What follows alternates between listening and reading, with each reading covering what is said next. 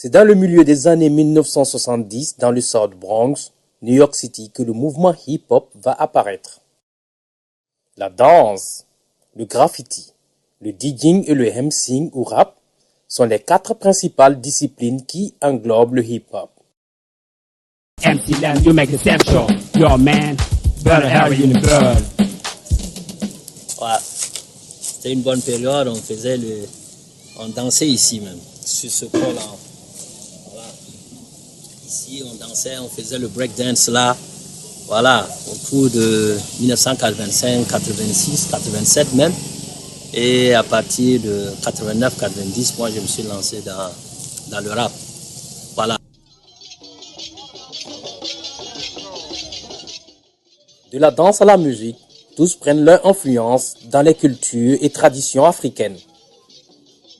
Pour bon nombre de musicologues, les rappeurs perpétuent, en un sens, la tradition des griots africains. En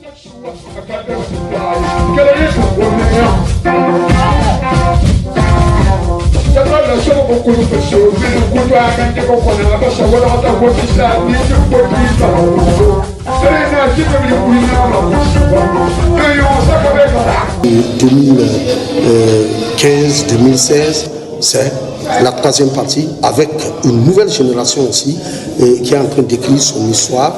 Mais moi je pense que la nouvelle génération a quelque chose que je n'arrive pas à mieux m'accrocher parce que non seulement sur la thématique, même sur la démarche rythmique, et je sens quelquefois, quand je les écoute, j'ai l'impression d'écouter... d'une musique, en tout cas d'une chanson. Parce qu'au Burkina, à la base, c'est ça. Qui fait du bruit. Il y a d'autres pays, au Congo ou en Côte d'Ivoire, si le rythme est entraînant, eux, ça leur suffit. Mais au Burkina, on te demande qu'est-ce que tu chantes. Qu'est-ce qu'il dit dans ce message. Et comme c'est nous qui avons des messages, seulement, on n'a pas le bon moyen de faire en sorte que ce message-là soit perçu par ce public-là. Sinon, vous allez conquérir ce public-là. Et ça, je me rappelle. Nous rendons hommage à un grand frère, comme on dit, comme Vermillon le disait, si tu oublies ton passé, c'est que tu n'as pas de futur.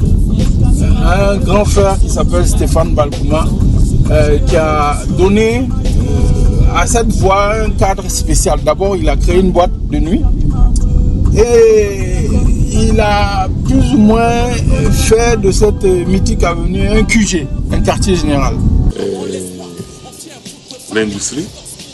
Maintenant, c'est surtout sur les concerts et surtout sur le métal, c'est surtout sur ces choses-là que les gens doivent se reposer. Donc, en ce moment, il faudrait avoir une éducation financière assez consistante.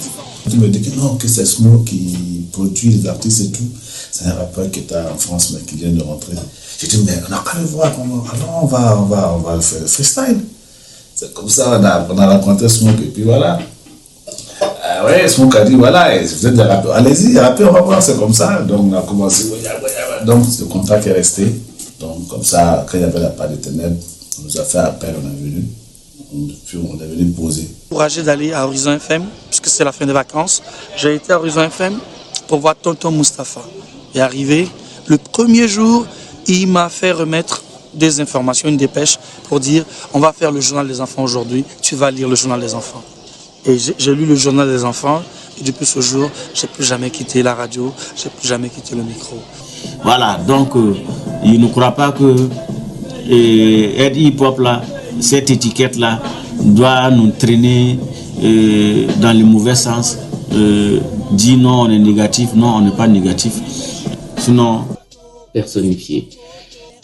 Il est devenu homme d'église, il est devenu homme politique, et il est toujours resté MC. Il est toujours resté hip-hop. MC Claver a rencontré des sommités du hip-hop. Voici, il y a Snoop Dogg également. Et il y a, je dirais aussi, il y a Big Notorious. Tel les Last Poets des années 1960 en passant par les premiers DJ Kool Herc, DJ Master Flash, Grand Wizard Theodore, Africa Bambaataa et la Zulu Nation.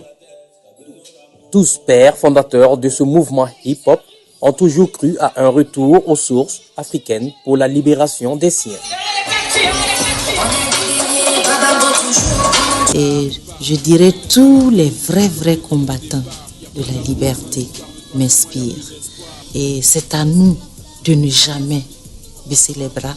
C'est à nous de rester forts et unis pour vraiment l'avenir de ce pays.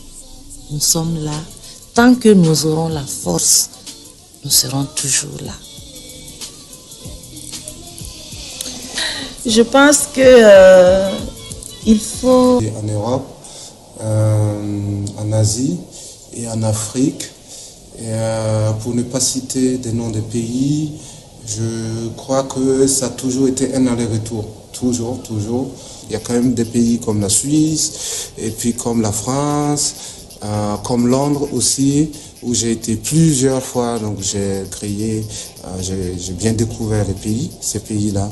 Mais les pays qui m'ont beaucoup marqué, c'est tous ces pays en Afrique. Parce que j'ai beaucoup tourné en Afrique, à côté, qui sont des endroits qu'on doit vraiment découvrir. Pour leur génie créatif. Alors que, de nos jours, le rap brasse des millions à travers le monde et permet à certaines personnes de vivre de leur passion.